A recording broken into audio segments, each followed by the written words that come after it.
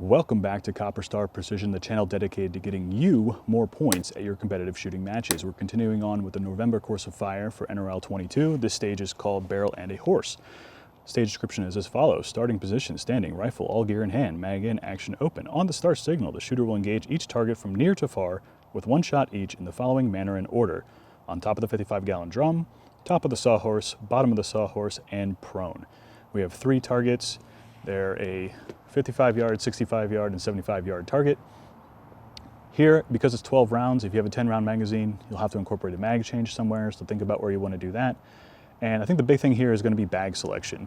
So for example, if we use a small bag, this is the pint size game changer, and we want to use a 1-bag solution for this stage, we're going to fold up our bipod. Notice if I put this small bag at the front, and I put my rifle down on the bag, now my grip is hitting this and it's limiting my ability to change elevation. Even back here, because we have the bipod on, because we're going to be going prone, even down here, now the bipod is hitting. So really think about bag selection and size.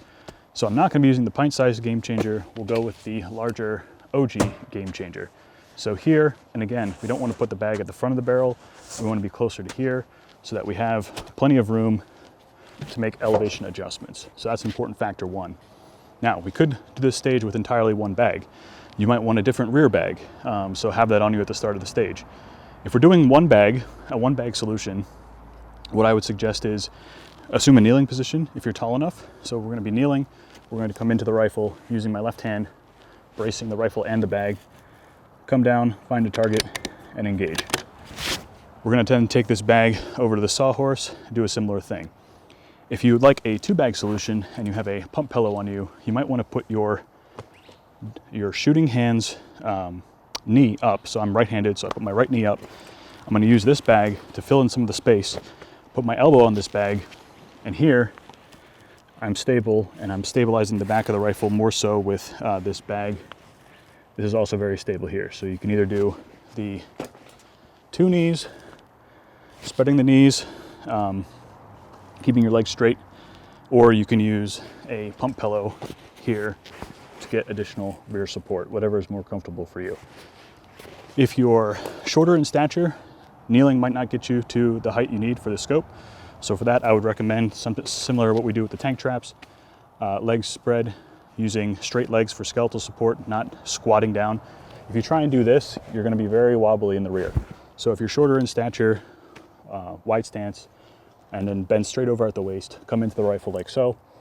This is a little bit uncomfortable for me. It's a little too far bending over, so I'm going to go with the kneeling position for the 55-gallon drum like this. Okay, bolt back after we engage the 3 targets. We're simply going to move right over to the sawhorse, bag down, similar thing. The sawhorse is usually shorter, so here I think most people are comfortable with the kneeling position.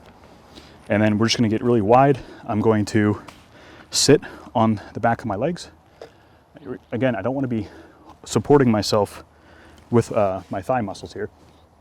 So I want to be sitting down, and then I can control the height by how narrow or wide my knees are. So I'm going to be sitting on my butt for maximum stability. Again, using left hand, grabbing the fore end of the rifle. If you have an open top chassis, don't grab the barrel. Just grab the side of the stock or rifle. You don't want to influence anything on the barrel, but because I have this handguard, I'm grabbing this and the bag, pulling the rifle into my shoulder, and we're engaging pretty stable there. Now, when we go down to the table, I don't have a table, so I have a cinder block here to represent a table. Same thing, bag down. Here we're going to get into a prone position. And here's where you might want a rear bag at the beginning of the stage. So if you do want a rear bag for the prone position here or the subsequent prone position that is different from your main bag, at the start signal, I would just be holding on my gear, and then over here, I would just drop the rear bag. So let's say I did that, so I can get down here. Again, prone position, pretty self-explanatory. And then we're going to pull the rifle out, deploy the bipod, and it doesn't say where you have to go, so we can go prone to the right or to the left. In the picture, there's a gap between these two. So I'll just take the gap here, use the rear bag, and engage there in a prone position. Everyone knows that when it comes to 55-gallon barrels, I do like 2 points of contact, so you could run it this way. Might make the rest of the stage a little bit more complicated, but let's find out. So start signal, 55-gallon drum. Have the bipod slid all the way up on the ARCA rail. Going to use a rear bag for 2 points of contact. Get that little situated, find my elevation. Super stable here, 2 points of contact. You might want to go this route because it might be easier to get a stable position on the 55-gallon drum. And what will happen is if you make your impacts first during the stage, it kind of builds confidence for the rest of the stage. If you miss your first 3 shots, you're going to get flustered, you're going to start rushing. If the first shots are really important to you in your mental game, maybe this is the way to go. How the rest of the stage look? Let's find out. So let's say I have 2 points of contact here, super stable. Get down on the rifle, engage 3 targets. Now, instead of moving anything, I'm just going to use pint-sized game changer this time. And we're just going to go with the bag at the front of the rifle. And from here, it's pretty much the same. Again, kneeling position, grabbing the forend, bag, engage here, super stable. Same thing for the bottom. When we get into a prone position, just like that, these legs are not long enough to hit the ground on this table. They might on a table that's closer to the ground. So that's something you want to think about when you get to the stage. And then from here, we don't have to adjust the bipod. We could just move the quick release, or you can leave it as is. It won't be as stable with the bipod closer in, but still a acceptable prone position. So, but we can just as quickly move it out for the prone position at the end of the stage. So we've talked about kind of a 1-bag solution, nice and high bag, so you're not interfering with the rest of the barrel. We've talked about a 2-bag solution, where you might use a pump pillow if you want to kneel on one knee. And we've talked about the 2 points of contact solution on the 55-gallon barrel. Now let's take this time really quickly to discuss dialing or holding over. So dialing or holding over, obviously I recommend dialing whenever possible. Because this is so many movements, it is 12 rounds. If you have a 10-round mag, you got to figure out where you want to do your mag change. It might be prudent to do it up here at the beginning of the stage. Take your 3 shots, do the mag change here, and then do the rest of the stage. Or if you want, you can do it at the end. Maybe get it out of the way quickly. But dialing here, you can probably do it. Parallax is probably going to be set right at 65 yards in the middle target, because the targets are close enough within 10 yards of each other that it shouldn't be a problem. Since we don't have to change parallax and all that kind of stuff, you could dial. If you don't want to dial, think about your holdovers. The target sizes, which I'll put up here, are pretty generous. They're about 1 mil each, and you have a little bit of wiggle room. So this might be a really good stage to practice holdovers, because you've seen in stages in the past where they don't allow dialing. So if you're not comfortable with holdovers, this might be the stage to do it. I'll give you a quick example for my ballistics.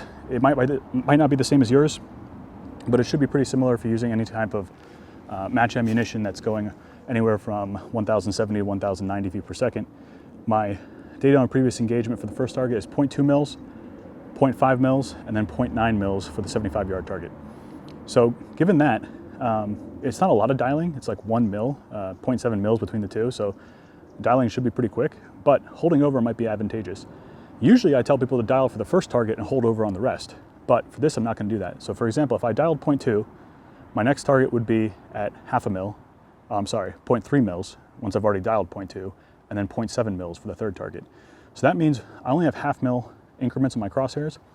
So what that means is I'm going to be holding center for the first target, and for the next target I have to be at about 0.3 mils, which is about halfway in between the 0 and the 0.5. So I'm floating in that area that doesn't have any hash marks. And the next target is 0.7, which is close enough to 0.75, which is halfway between the 0.5 mil and the 1 mil. So I'm going to be floating on those 2 targets. I'm bracketing the target between 2 hash marks. What I might do instead, because I'm zeroed at 50 yards and my first target is 0.2, I might just keep my rifle at 0. And I'll tell you why. Because if I keep my rifle at 0, it's the first target that is floating between 0 and 0.5 to get me to 0.25. And if then the next 2 targets, the second target is 0.5, which is right at a hash mark, so that's easy to remember. And the last target is 0.9, which is close enough to 1.0. So what I would do is I would just bracket the first target between 0 and 0.5, and then I'd be holding the 0.5 mil hash mark and the 1 mil hash mark. So holding on hash marks for me is, my eye is more trained to go for crosshairs, right? So holding on those tick marks is, for me, a little bit more confidence inspiring than going in between targets, in between the reticle subtensions. So think about what you want to do. Try and calculate your dope ahead of time. for standard temperature and pressure and all that kind of stuff, 0 wind, just to get your elevation kind of in your head as kind of what you might expect. Obviously, when you change environmentals and you go to the match, you'll update that, but just give yourself like a sanity check of, okay, if I'm gonna be normal temperature conditions for the match, these are gonna be my elevation changes. Do I wanna dial? Do I wanna hold over? Can I get creative with my holdovers to make a change so that it's easier for me or my brain or whatever reticle you're using in order to get as many targets on hash marks as possible. Obviously, more expensive scopes have much more subtension, so it might be easier for someone with some better gear. But again, whatever you practice in terms of holdovers and positions is going to be what works best for you. So if you found these tips and tricks helpful, please leave a like, comment on this video, and subscribe to the channel. And until I see you next time, score more points.